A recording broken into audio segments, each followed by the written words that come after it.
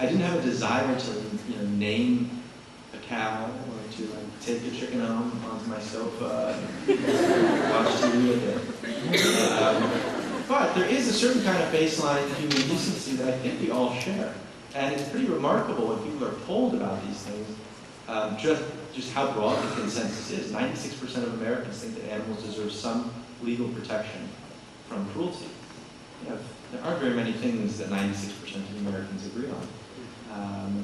Very few people, I'd be surprised if anybody in this audience would be indifferent if they saw an animal being abused here, in front of us. Maybe some people would say it's regrettable, but we're going to ignore it and walk home. Maybe some people would call the police. Maybe some people would personally intervene. But I don't think anybody would be really genuinely indifferent to it.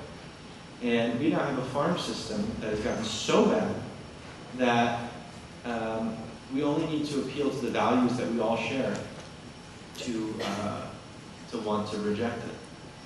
And it's one of the amazing things about this problem, which I think is one of the biggest problems in the world, is that unlike so many other problems, we don't need to spend enormous amounts of money to fix it. We don't need to go to war with anybody to fix it. We don't need to elect new politicians. That might be helpful, but we don't really need to.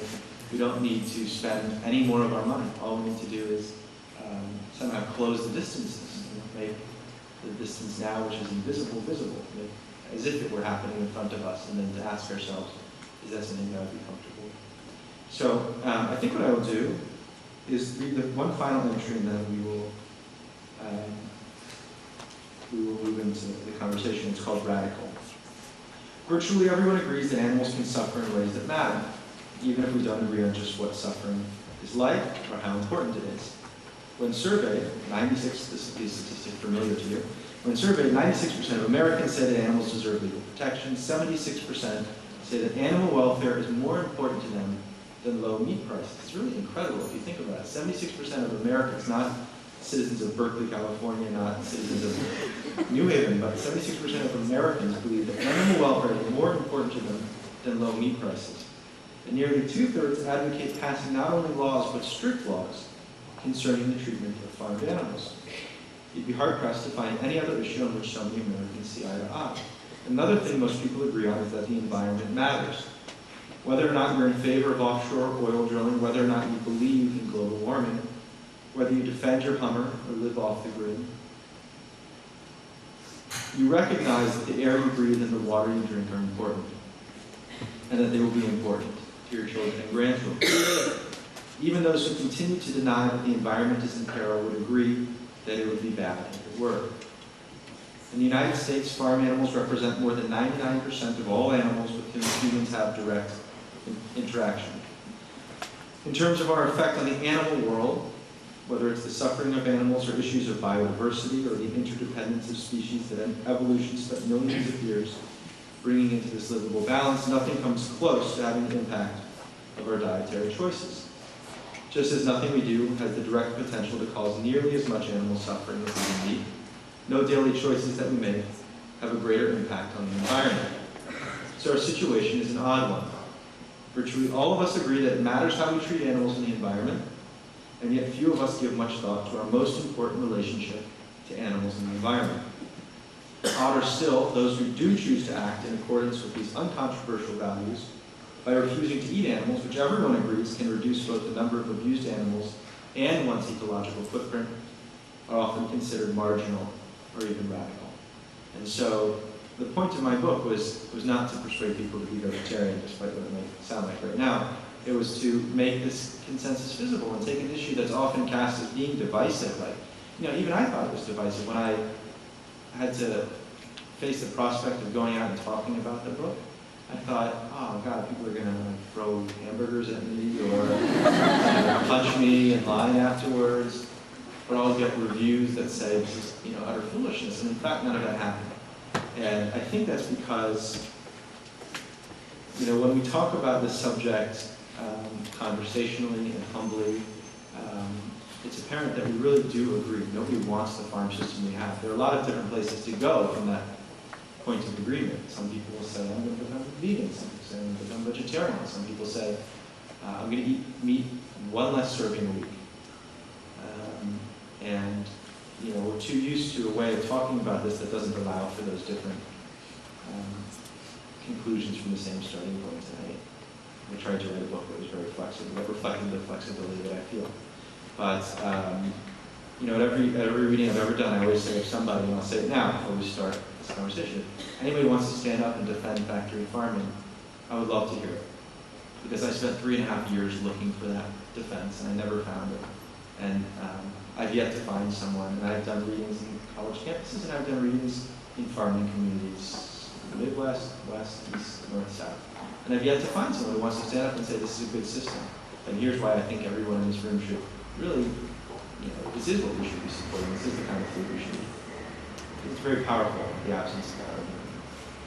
So, on that note, I would love to try to answer your questions or hear your experience or feedback or anything.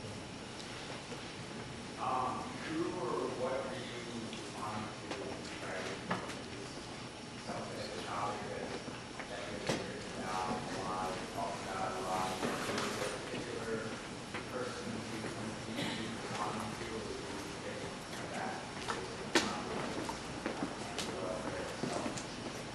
Well, I think writers often respond to a vacuum.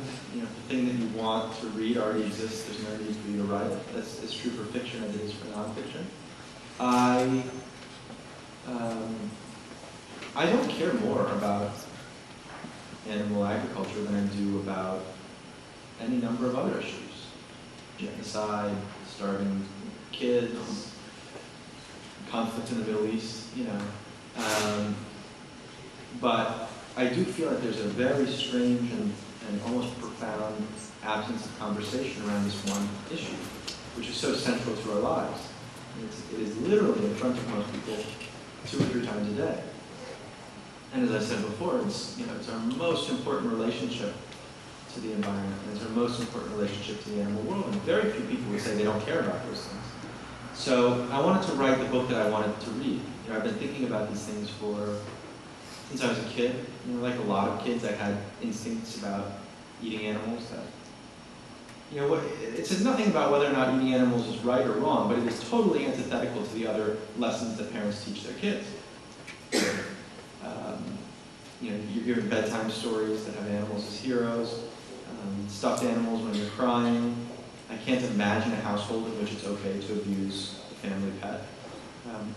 And so when kids learn that, but we also, kill and dismember them and eat their flesh, it's strange. It requires, there's cognitive dissonance. It requires some kind of explanation.